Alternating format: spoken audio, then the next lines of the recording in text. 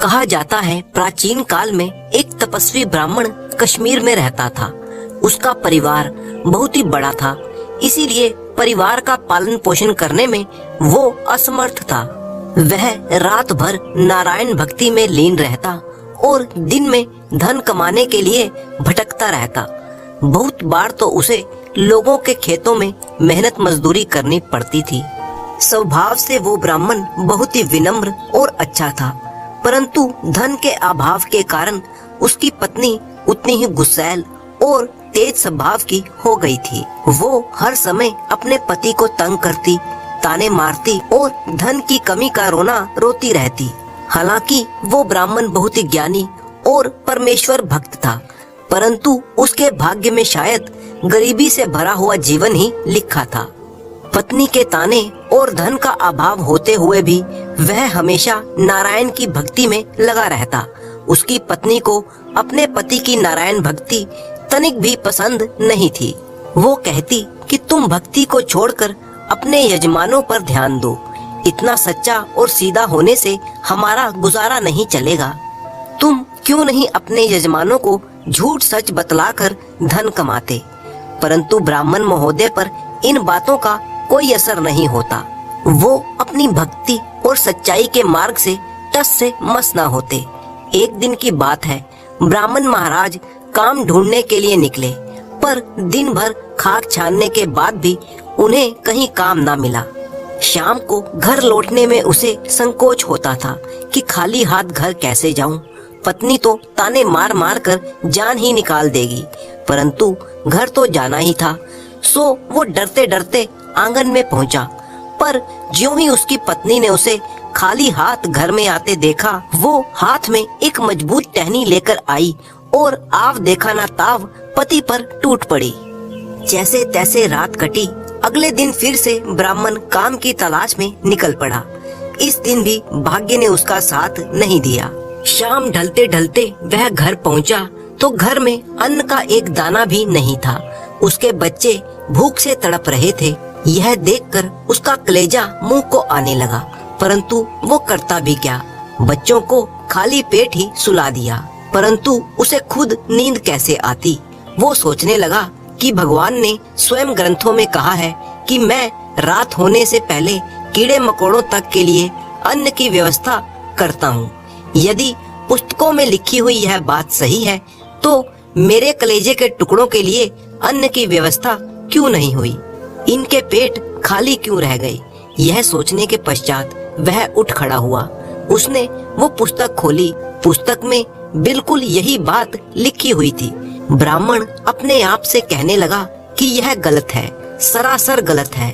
इस बात को पुस्तक से मिटाना ही ठीक है। यह कहकर उसने कलम हाथ में ली और इस वाक्य को काट दिया।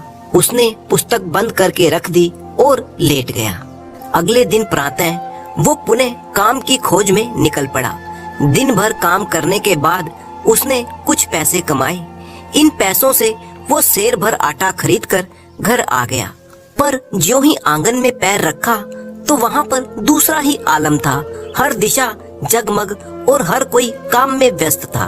दहलीज पर नजर पड़ी तो वहाँ पर उसकी पत्नी चेहरे पर चमक और होठों पर मुस्कान लिए उसका स्वागत कर रही थी। जब दहलीज पर आया तो पत्नी ने हंसते हुए उसके मुख में मिश्री का एक ढेला डालते हुए कहा, आज हमारी उम्र भर की विपदा और अभाव दूर हो गए हैं। आपके एक मित्र ने हमें इतना धन और संपत्ति दी है कि हम पीढ़ियों तक निश्चिंत हो गए। भगवान करे कि उसकी उम्र लंबी हो। पत्नी की बात सुनकर ब्राह्मण सोचने लगा कि मेरा ऐसा कौन सा मित्र है जो इतना दयावान है। हो ना हो कोई गलती से यह धन दे गया है। कहीं मेरी पत्नी ने किसी सीधे साधे व्यक्ति को अपनी चतुराई से ठगा तो नहीं? ब्राह्मण ने पत्नी से पूछा, अरे वह कौन था?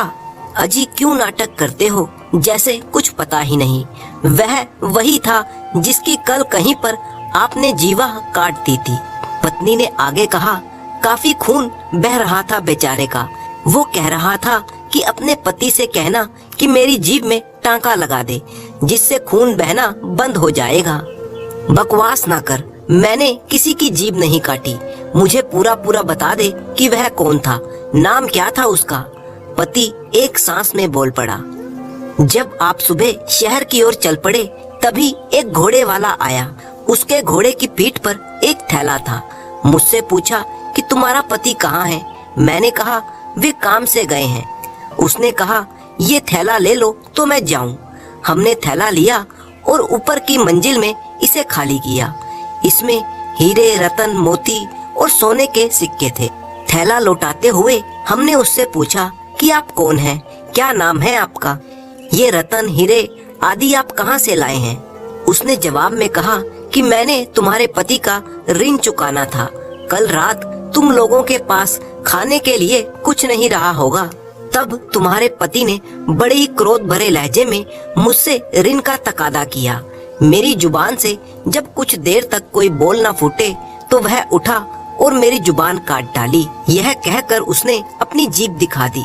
वह कटी हुई थी और उससे लगातार खून बह रहा था। पत्नी बोलती ही जा रही थी। पत्नी की बातें सुनकर ब्राह्मण को पिछली रात की वो घटना याद आई जब उसने पुस्तक में लिखा हुआ वो वाक्य काट दिया था, जिस वाक्य के अनुसार भगवान इस संसार में रहने वाले सभी प्राणियों के लिए भोजन की व्यवस्था जरूर करते हैं, फिर चाहे वो मनुष्य हो या कीड़े मकोड़े। ब्राह्मण सोचने लगा, इसका मतलब मैंने भगवान की कही हुई बात को उस पुस्तक से काट दिया तो क्या मैंने नारायण की जीभ काट दी। और नारायण स्वयं अपनी कही हुई बात को पूरा करने के लिए आए थे। भगवान खुद भक्त के घर पधारे और मैं अभागा उनके दर्शन भी ना कर सका। उसकी समझ में सारी बात आ गई थी। वह बिना घर में घुसे उन्हीं कदमों से लौट चला। पत्नी ने पूछा, आप कहाँ चल पड़े जी। पति ने कहा, उस बेचारे की जीभ में टांका लगाने के लिए। इसके बाद वह ब्राह्मण चलते चलते एक तपोवन में पहुंच गया और फिर कभी वह लौटकर घर नहीं आया।